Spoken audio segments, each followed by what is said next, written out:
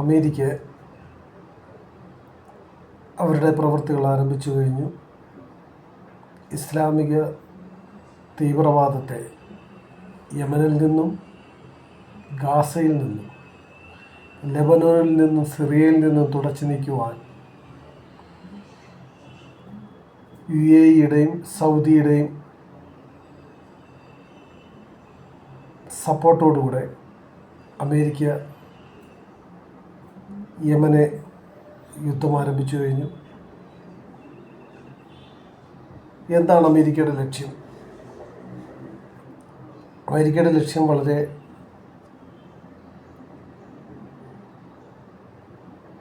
നല്ല രീതിയിൽ ലോകസമാധാനത്തിന് വേണ്ടി പ്രവർത്തിക്കുക എന്നുള്ളതും മാത്രമല്ല, അമേരിക്ക സപ്പോർട്ട് ചെയ്തുകൊണ്ടിരിക്കുന്ന രാജ്യങ്ങളെ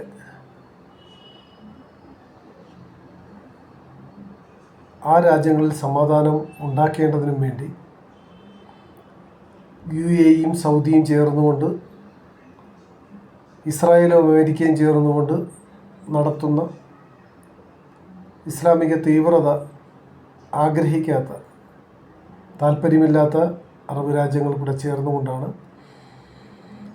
ഇപ്പോൾ ഈ ശുദ്ധീകരണം നടത്തിക്കൊണ്ടിരിക്കുന്നത്. ലക്ഷ്യമിതാണ്: ഈജിപ്തിലേക്ക് ഹമാസ് ജനതയെ നീക്കുക. അപ്പോൾ സൂയസ് കനാൽ സംബന്ധമായിട്ടുള്ള വിഷയങ്ങളുമായിട്ട് അതിനെ സപ്പോർട്ട് ചെയ്യുക മാത്രമല്ല,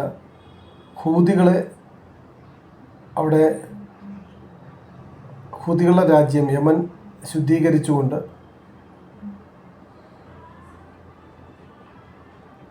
ഈ ഹമാസ് ജനതകളെ ഈജിപ്തിലേക്ക് മാറ്റി ഏകദേശം 5 ലക്ഷത്തോളം പേരെ അങ്ങോട്ട് ഷിഫ്റ്റ് ചെയ്യാനായിട്ട് പ്ലാൻ ചെയ്തുകൊണ്ടാണ് ഇപ്പോൾ ഹൂതികൾക്ക് നേരെ അമേരിക്ക ആക്രമണം നടത്തിക്കൊണ്ടിരിക്കുന്നത്.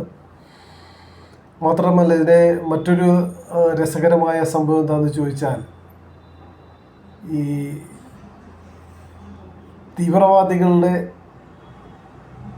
എല്ലാ രാജ്യങ്ങളും തീവ്രവാദം നടത്തുന്ന ഈ തീവ്രവാദികളെ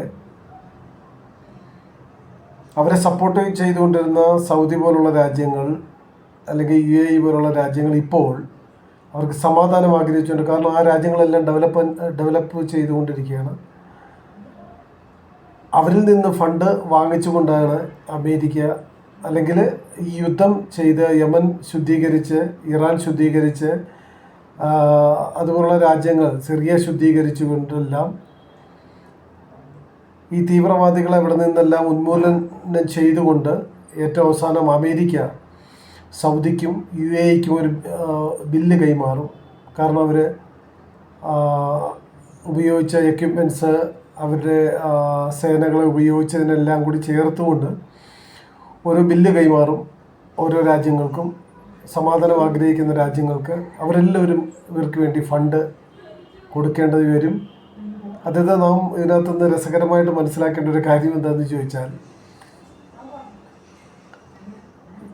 ഇവരുടെ ഈ തീവ്രവാദികളുടെ ഫണ്ട് തന്നെ ഉപയോഗിച്ചുകൊണ്ട് ആ തീവ്രവാദം ഇല്ലാതാക്കിക്കൊണ്ട് അമേരിക്ക തീവ്രവാദത്തെ മുൻപ് സപ്പോർട്ട് ചെയ്തുകൊണ്ടിരുന്ന രാജ്യങ്ങളിൽ നിന്ന് അവർ ഉന്മൂലനാശം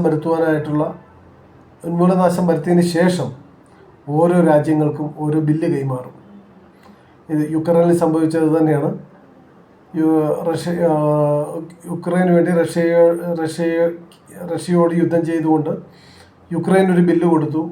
അതിൻ്റെ സമാധാന കരാറിന് വേണ്ടിയിട്ടാണ് യുക്രൈൻ പ്രസിഡന്റിനെ അമേരിക്കയിൽ വിളിച്ചു വരുത്തിയത്.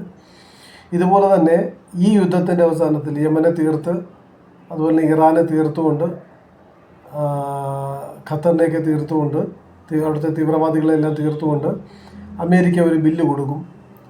ആ ബില്ലിൻ്റെ എമൗണ്ട് ഈ പറഞ്ഞ സൗദിയും UAE പോലുള്ള രാജ്യങ്ങൾ അമേരിക്കയ്ക്ക് കൈമാറേണ്ടി വരും. ഇതാണ് അമേരിക്കയുടെ തന്ത്രമെന്ന് പറയുന്നത്. അമേരിക്കയുടെ തന്ത്രമെന്ന് പറയുന്നത് നമ്മളത് ബേസിക്കൽ പോസിറ്റീവായിട്ടാണ് കാണേണ്ടത്. കാരണം തീവ്രവാദികളെ രാജ്യങ്ങളിൽ നിന്ന് ഇല്ലായ്മ ചെയ്യുക, സമാധാനത്തോടുകൂടെ രാജ്യങ്ങൾക്ക് മുന്നോട്ട് പോകാൻ ആയിട്ടുള്ള സാഹചര്യം ഉണ്ടാക്കി കൊടുക്കുക, അതിനുവേണ്ടി പ്രവർത്തിക്കുന്നത് അമേരിക്കയാണ്. അപ്പോൾ അമേരിക്ക ചെയ്ത ജോലിക്കുള്ള പ്രതിഫലം അവർ ഈ പറഞ്ഞ രാജ്യങ്ങളിൽ നിന്ന് വാങ്ങും. അതേത് ഫണ്ടാണെന്ന് ചോദിച്ചാൽ ഈ തീവ്രവാദികളുടെ രാജ്യങ്ങളിലുണ്ടായിരുന്ന ഫണ്ട് തന്നെയാണ് അതിനുവേണ്ടി ഉപയോഗിക്കേണ്ടി വരുന്നത്. ഇങ്ങനൊരു സാഹചര്യത്തെയാണ് വളരെ തന്ത്രപരമായി, വളരെ ബുദ്ധിപരമായി, വളരെ